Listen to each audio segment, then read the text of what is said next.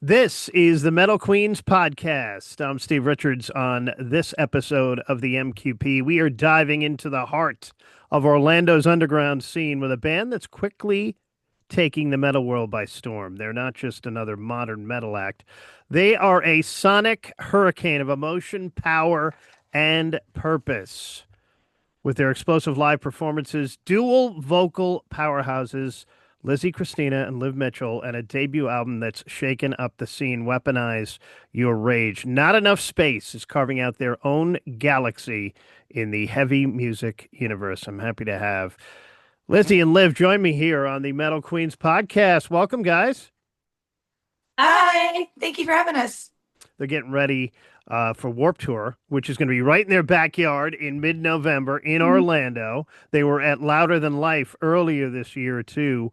We'll talk about that coming up. But first off, guys, take me back to the beginning. How did Not Enough Space come together, and what inspired that name, too? Okay, yeah. So the funny thing is, the band has been established since 2018, but we've gone through a few lineup changes. But the original lineup involved me and Anthony Martinez from Dark Divine. So in 2018, he found my bandmix.com account, which is like Tinder for musicians, but like you have to pay for the premium features. So it's kind of a ripoff. So the hack was just to put like your Instagram handle in your bio so you didn't have to pay money to talk to people. So he messaged me on Instagram, and then from there we started to like meet up and do like open mics and like some smaller level shows. And then as years went on with the project, we released like an EP, some singles, and then Anthony got super busy with Dark Divine. So as that started to unfold, he was like, "Hey, since my tour schedule is so crazy, I think it's best if I do step back." So we're like, "Yeah, that would make sense," but like no hard feelings. So from there, I was like, "Well, he did harmonies, screams, and guitar. I don't really want to audition just like one person for that because that's like a lot." So I was like, "What if we just open two positions instead?" So I reached out to him and I said, "How would you feel if a girl took over?" And he's Mm. like, "Yes, who?" And I'm like, "Liv." And he's like, "I've seen her videos. Yes, yes, yes, please." So I was like, "Okay, cool." So he like had the stamp of approval for Liv like immediately. So she learned all of the songs in 2 weeks. And her first Wow. show was literally in 2 weeks after that. So she knocked out all the harmonies and screams and killed that. And it's funny because that show that we played was with Dark Divine for her debut show and our friends and famous last words. So it was a really fun time. Yeah. And full circle moment, we just played a show with them again this year. So it was like, oh, hey, long Nice. time no see. So Yeah. it's really cool. But yeah, so our current lineup is now with Liv, Tristan on guitar, and then Jacob on bass, and then Reese on drums. And that lineup like established in 2023. But back to going back in time to talk about the band name. The funny thing is we didn't have a band name for a little bit. We were just kind of like, I don't know, because we were very just like nonchalant and chilling. Like we just wanted to see like what was in the Orlando scene. So we would just try new places all the time. But one day we like did an open mic at the University of Central Florida, and we just brought too much stuff because Anthony was overly prepared. Like he would always bring like backing tracks because like we didn't have a drummer, so he'd be like, "Well, we'll just have the drums in the background," which is kind of obnoxious for an open mic. So we brought too much stuff one day, and like the open mic location was weird. It was in a lecture hall, so it wasn't really very fitting for what we were doing. So the podium was like in the way. We're like, I don't know what we're doing. And then the host was just like, "Oh, like, what's your band name?" And we're like, "We don't have one." And she just goes, "Here's to Not Enough Space." So we just kind of kept it from there because it was just kind of like a cute, nostalgic kind of name for us where it's like, oh, that's where we came from. It's kind of cute. So It just stuck. yeah. We made some arguments. We are like, oh, let's change it. But we like never found anything that like rolled off the tongue, in my opinion. And sometimes it's just hard to like come up with band names in general. Yeah. Now, Liv, for you coming into an existing band, really, what did that feel like? And what was it like? Really good, honestly. I've been doing music since I was a kid, so being able to really put my best foot forward and like put myself out there was really cool. I have always been like very shy about doing music. I'm very shy performer, very shy like when it came to taking videos and like posting them. So it was really cool. Like the initial message from Lizzie was like, "Hey, we're auditioning people. Like, do you know anybody?" And I was like, "Yeah, I can do it." Um, so I don't know, like to see from like then to now is like really, really cool. I think it's very rewarding, especially getting to do it with all of like my best friends and stuff. I love it.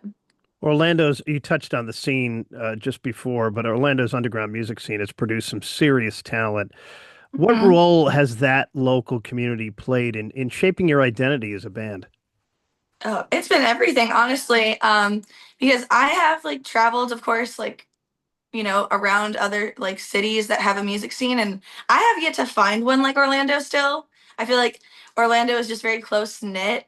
And I think another thing is we call everything Orlando. So we call Winter Park Orlando. We Mm. call, just all of the surrounding areas Orlando. So but yeah, I just feel like there's just so many open mics and then like so many venues. And then a big part too is our manager Shelby. He runs a production company called 152 Productions, where he helps like coordinate all of these really cool community events and shows. And once I met him, I was like, I think this is the missing piece we needed for the scene for sure, because he has really brought a sense of community. And one thing I think that opened a lot of doors for the scene was he was doing a lot of multi-genre shows, which at the time wasn't really popular. And at first you're like, ooh, that's kind of risky. But then I was like, wait, we all like different genres. Like we're not all just one like genre. So Yeah. it was cool to be like, oh yeah, we can just like make a crazy lineup of a show and bring all these people together. So that's another thing too about this scene. It's like it's not that the metalcore kids and the deathcore kids like are all separate, or like the pop rock bands are all separate. Like we're friends with all of the bands in the scene. It doesn't matter what genre it is. If it fits the bill, it fits the bill. Yeah. So it's really cool. Like all of our friends do different types of music. Nobody's just in one box. Yeah, and speaking of different types of music, your sound blends elements of metalcore, post-hardcore, modern rock too. How did you find that balance between chaos and melody? Um, I don't know, honestly. We just kind of do whatever we want.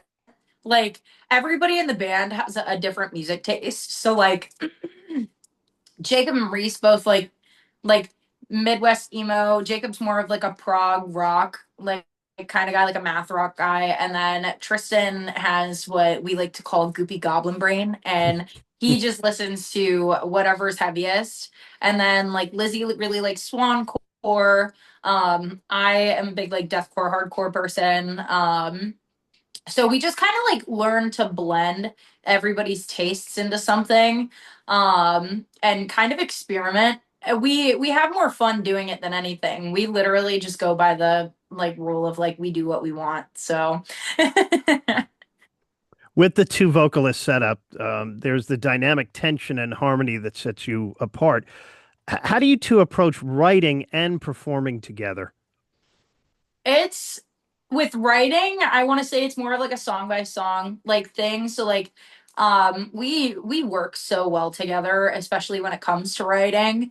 Like we'll sit down and like just come up with like a bunch of ideas that we want to put on paper, and then like if Lizzie comes at me with an idea and she's like, "Hey, I have this like fully flushed out like song idea. Let's do it." And I'm like, "Cool, let's do it. Let's change like this part and then it'll flow better." Or like things like that. And then when it comes to performing on stage, we're both just goofy. So like we just turn it into a little party on stage. Like we just have fun together. So I don't really like I think it's so easy to work with somebody when you like get along with them. And Lizzie and I really do like love each other. So it definitely helps. Yeah. Yeah.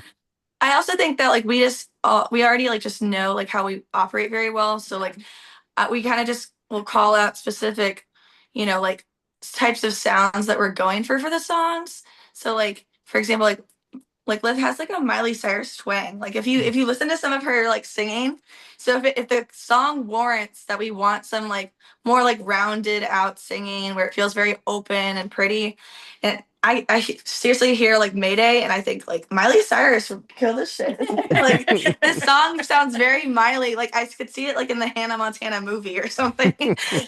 Yeah. And well, But it's the same like if we want something that has more of that like older like Avril Lavigne sound, we Yeah. always are like, "Lizzie, this is you. Like get in there." And yeah, so it's just like we figure out what blends, and like I get I'm trying to think. We figure out what works and what doesn't and figure out how to blend all of it together. yeah.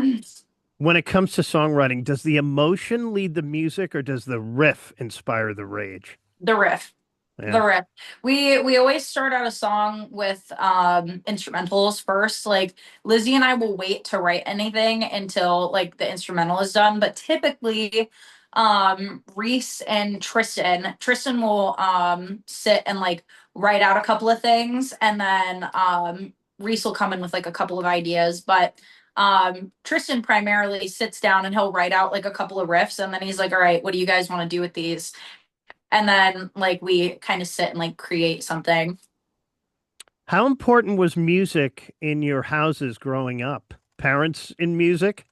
Siblings in Um, music? so my mom sang and played bass. My stepdad played banjo, acoustic, piano. My grandma played guitar and sang, and then my uncle was the original drummer of Cheap Trick. Mm. So music was very, very big in our household. Like my mom also really liked a lot of heavy stuff, so we listened to like Black Dahlia Murder and like in the car on the way to school. So it was very, very big for my family. We all, have like a very strong love for music. So Yeah, clearly in your DNA. yeah. And then Lizzie too.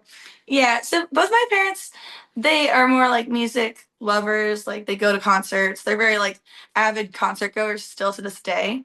But my mom would sing like all the time though. So I'd still hear her. Like I'd be like, "Can you sing me a song before I go to bed?" You know what I mean? So she has a beautiful voice. She just has never actually like pursued music or anything like that. But she is an author and an editor though, so I feel like that inspired just like the writing gist of things. But yeah, my dad got me into like music very early on. He was always playing Nightwish and Evanescence in the Mm. car, and I felt like that's where I had like the first like visualization in my head of just like I want to play Amaranth by Nightwish live. Like I was like that would be really cool, and that was just like my first ever time thinking about that. And I was just like, well, that would be really weird though. I'm in like first grade. Like I feel like I would scare all of my peers. So it was kind of just like a thing that happened later on. And then my mom got me into American Idol, which I was just really invested. And that was, with Randy, Simon, and Paula Abdul. Like it was Yeah. the best lineup. So Yep. like I feel like I had the best show to watch with my mom. Like it was so much fun. And then she would take me to like the American Idol tours. So like when the top contestants would go on tour, I would go watch it. So I did that for 4 years. And then flash forward, I went to Warped Tour for 4 years. So yeah, I just feel like American Idol and Warped Tour like definitely shaped a big part of this. But yeah, my parents are awesome. My dad took me to my first concert when I was like 6 and I saw the Moody Blues. So it was really Good fun. one. Yeah. So it was a great time. I love that, Lizzie. You said, most kids like read me a story. You're like, sing me a song to your mom. Yeah. Yeah, she Uh, would sing Edelweiss from The Sound of Music. mm, So yeah. nice. Weaponize Your Rage, the brand new album that just came out. Such a powerful title. What does that phrase mean to each of you personally? For me, I feel like it means the same thing relatively to like all of us. We wanted to kind of just push the message of like using your strength or using your rage as a strength and not as a weakness. So turning anger and, sadness and grief and rage into a weapon versus like letting it consume you. Yeah, that's the main message for sure. Yeah, and I think that writing that album was such a pivotal part for us as a band. We've never written an album before, and it had like three different stages of the writing process behind it, where like it was just several months at this point of just like writing and writing and writing, where we were just going through so much as a band and like evolving our sound, but also growing as artists and as people. So I think that was another thing too. It was a big turning point of just like, well, can we handle the stress? Can we handle all of these different emotions? Can we put some of our emotions aside while we're on the road? That was really hard. Like our first tour was very, very heavy for us because we were like, it was not just a 6 week tour. We were gone for 2.5 months. Yeah. So I feel like for us, we have a lot of feelings of just like the process of where we came from and how we got here. So I think it just summarizes like our individual experiences, but also our collective experience as a band. Was there a moment in the making of the album when you realized, yeah, this is our fucking defining sound? I feel like we've like always had an idea of like what like not enough space like core sound is. But with how much we experimented, like we did make sure that we really did stick true to ourselves, especially when it came to like Stalls and Silence, our title track, Weaponized Rage, and then like Primitive. We have like sorry, we have like songs on the album that really do represent our sound, that we've gone for so long, and I do think that that's like the traditional like metalcore sound with like very heavy verses, very pretty choruses, and like ass beating breakdowns. Yeah. So um I don't know, I feel like it wasn't like super hard to try to figure out like how we really wanted like people to perceive like our sound and stuff like that. Yeah, when listening to the album, it feels, both aggressive and very empowering too. So what do you hope that fans take away or feel at least when listening to it from start to finish? Um, for me personally, I really hope fans just take away like, like you're never alone. We're very big on like mental health and like being very vocal about like mental health awareness. So I don't know. I think my personal like message behind it was more of like a hey, you're not alone, and like we know the struggles, like we're people too, and we totally get it. So like being able to be open and honest and truthful, as well as like just very genuine about like what we're writing about. I want people to be able to take away like, mental health does matter, and like they matter, and everybody has a purpose and stuff like that. Yeah, let's Yeah, talk. I totally agree. And I think that, oh, sorry.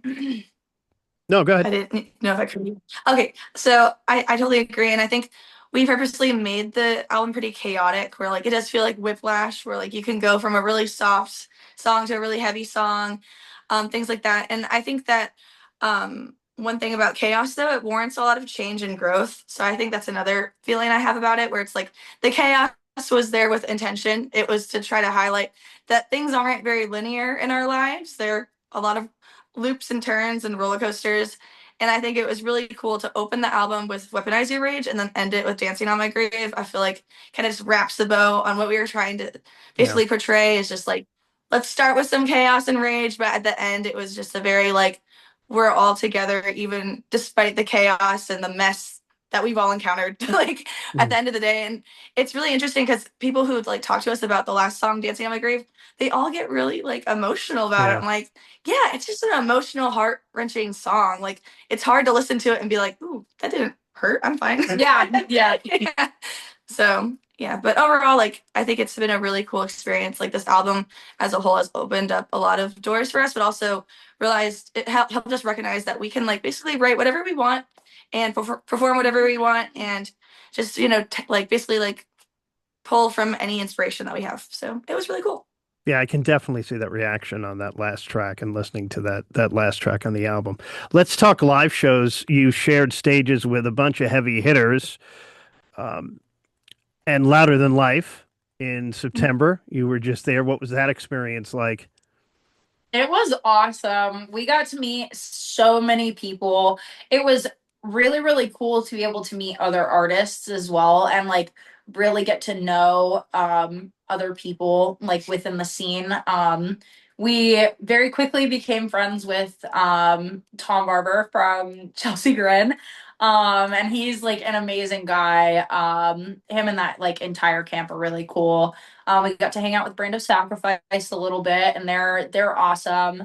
So it was really, really cool to be able to like meet and discover new artists that we haven't heard of, or meet bands that we've been listening to for a very long time. Like Atreyu is an example. I am a huge Atreyu fan, and so is Tristan. And getting to like meet them and like talk to them was very almost like full circle. And then also getting to experience like our first like big festival was really, really cool. It goes without saying that like Louder Than Life is fucking insane. Isn't it? Like it Yeah. was one of, oh my gosh. Well, you get to meet all the people in the crowd as well, and everybody's just there to have a good time. Yep. And it was awesome. Like getting to see how many people come together for such a big event. Um we also, got to meet a couple of people that work for like radio stations and stuff like that. And it was really awesome. It's an experience that I would love to have again. So hopefully we get to play Louder Than Life in the future because it was fucking beautiful. It was awesome. Yeah, it really was. I mean, everyone there was nice, and everyone I ran into met new people. Everyone was just cool, right? Just like you said, just there to have a great time, and that's what's Yeah. so, despite being 100 degrees, but it was it made it so much better. It was hot as fuck there. So, It was hot. louder than life, Warped Tour Orlando coming up in mid-November. What goes through your minds when you see your name on those lineups? Oh, it's so surreal. Everybody in the like everybody else in the band has gone to Warped Tour. I unfortunately was very broke as a kid. Like my we were pretty broke and so I didn't ever get to go, but it was like one of my biggest dreams to be able to like go and just experience it. And now being able to say like, oh my God, we're playing it. Like that's insane. Like it's really cool and it's a very big full circle moment because I always told myself as a kid, I was like, if I can't go, I'm at least going to be on that stage one day. And now we get to play it. So it's definitely really cool. I know all the guys are really, really excited. Jacob and I cried when we found out, and we were like calling Mm. everybody. And then Tristan and Reese, They cried too. they were at the bar in our hometown, and they were like, just like they were like, we're gonna go out and get a couple of drinks, and then like 30 minutes later, like after they had left, we get a text message and it's like, guess what, you guys, you're playing Warped Tour. And we like we all got a picture from Tristan and Reese of them sobbing at the bar. And it was just really funny. Like it's such a full circle moment for everybody. Yeah, that had to be just seeing that text. I mean, just surreal, right? I mean, wow. Yeah. That's And great. it was like a year ago too. We found out in October 2024. Yeah. Yeah. So yeah, but yeah, it was crazy. We were like, what the heck? But yeah, it was just so cute because they were just broing down at the bar, and then they like even sent us like a video of them afterwards. Yeah. Mm. Yeah. And I was just like, are they good? Dude, they were having like the best time of their life. It was awesome. Your live performances, you mentioned earlier that you were out on the road for 2 months, are known for being intense. How do you maintain that raw energy night after night? Um, hmm. There's definitely some nights where we're like tired, obviously. But I mean, like you're just young, so that yeah, helps. it definitely does. I feel like we all just have like energy just locked and loaded, ready to Mm. go.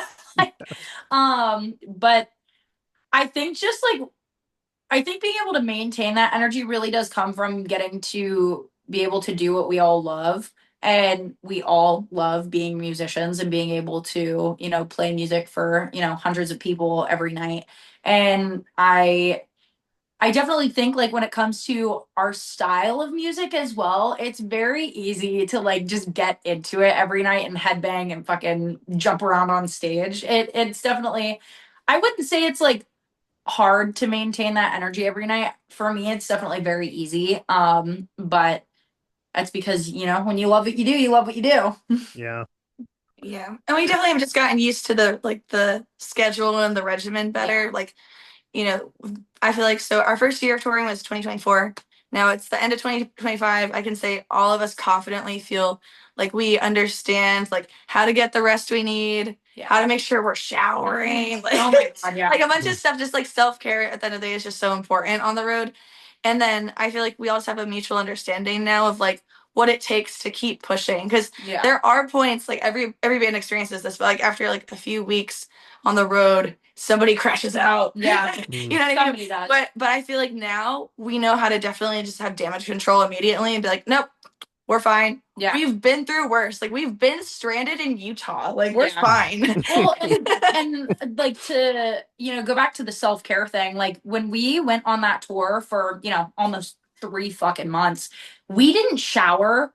Like, we had no idea what we were doing. And like, we were on the road prioritizing driving, prioritizing playing a set. We took sink baths, and let me tell you, that is the most dehumanizing thing. Like, it sucks so much to take a sink bath because you're just sitting there and you're just like, ugh. Oh, And it's yeah. fun because like then people like walk in on you doing it, and then you're just like, it's nothing. Yeah, you're like, no, I'm not doing anything. I'm not doing anything. It's work. It's like it's definitely like we've gotten, like Lizzie said, like a way better understanding of like how to maintain a routine. So like I want to say like the longest point that we didn't shower on that like 3-month long run that we were on was like 2 weeks.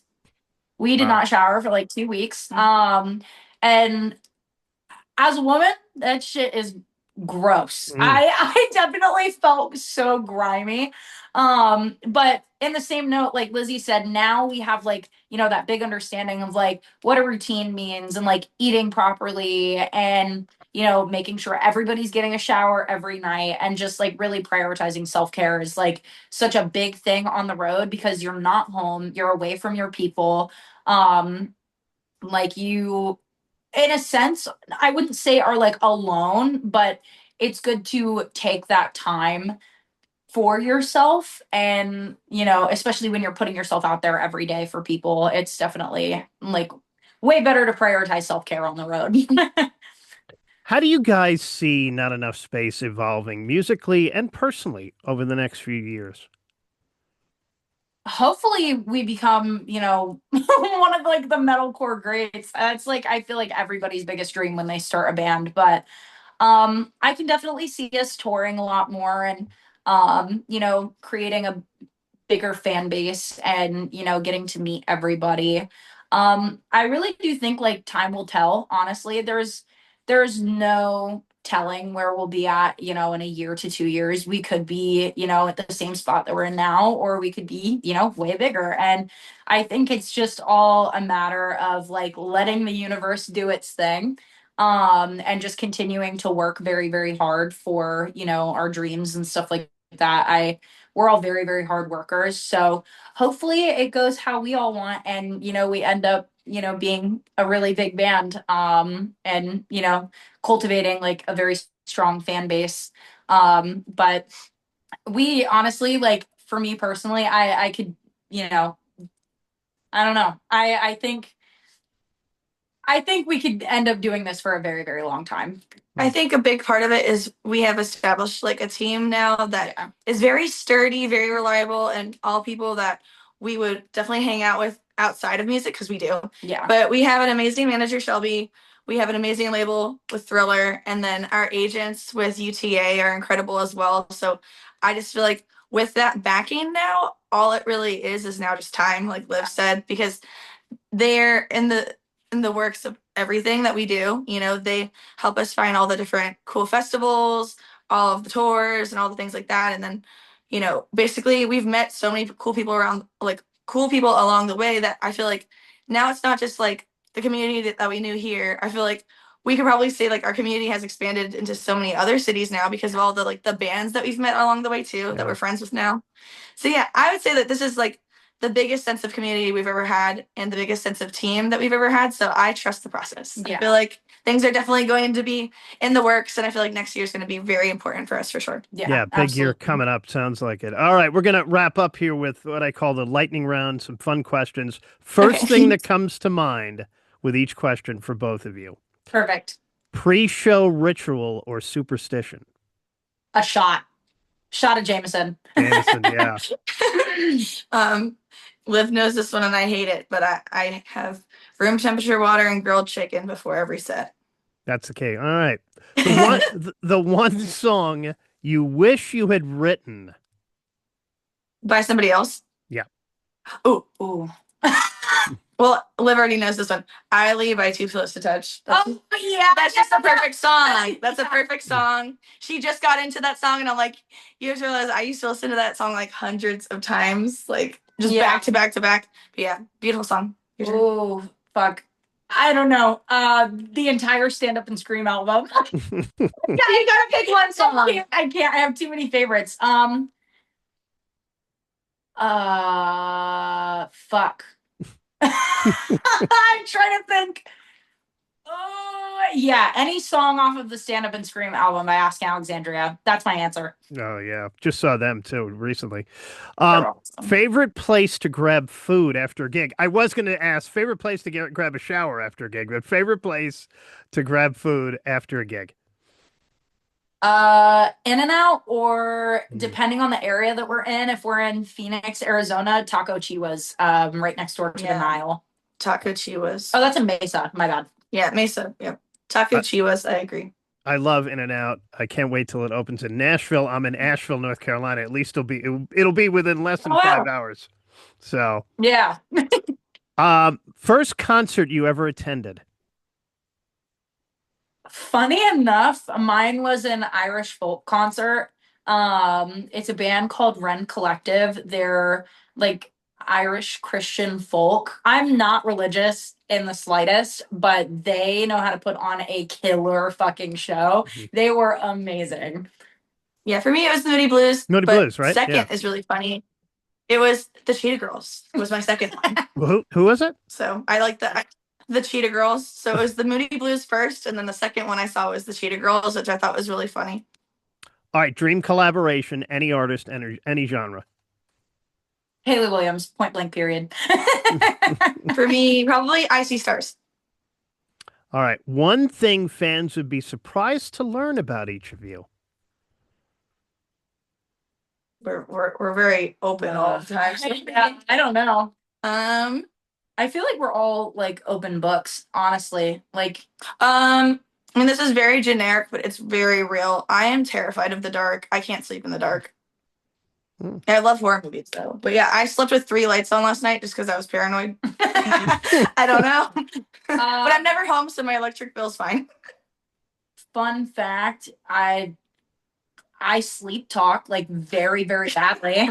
Like, it's amazing. Like entire conversations. But they don't make any sense. Entire conversation. That doesn't make any sense. Our guitarist, my husband, has a like notes folder in his phone of everything that I say at night when I'm sleeping, and it is a list that continues to grow. So I have yet to hear it. That's like my wife. In the morning, I'll say, "You were speaking Swahili again last night." Full conversation. She's like, "Really?" Totally I'm like, "Oh yeah, yeah." I couldn't make out what the hell you were saying, but yes. That's me. Who's the biggest prankster in the band? Jacob. It's definitely Jacob. Tristan wishes it was him. But it's Jacob. All right. Jacob first, Tristan second. Mm-hmm. All right. And fill in the blank. In our world, there's not enough space for... There's not enough space for... In our world, there's not enough space for shower time. Yeah, that good one. I just started to think about... my first thing was like homes for dogs. Oh my god, it's true. There's just so many dogs that don't have homes, and I can't house them. I know, it sucks. All right, and favorite song to play live right now? Ooh, and it's hard to narrow it down. Me on Red. Either Devil Left Me on Red or Weaponize Your Rage. I would say Devil Left Me on Red. Or we also added a really cute sing-along thing to Primitive, which is really cute. It's very wholesome. All right, Lizzie and Liv, Not Enough Space, one of the most exciting and emotionally charged forces in modern metal today. Their debut album, Weaponize Your Rage, is out now. Go buy it. And if you haven't seen them live yet, do yourself a favor and catch them. Warped Tour Orlando coming up in the middle of November. You can follow the band on all platforms and keep up with new releases, tour announcements for big year coming up in 2026, and behind the scenes chaos as well with Not Enough Space. Guys, thanks so much for joining me. Well, of course. Thank you for having us. And this is the Metal Queens podcast. Like it, share it, subscribe to it, write a review. Thanks for watching. Until next time, I'm Steve Richards.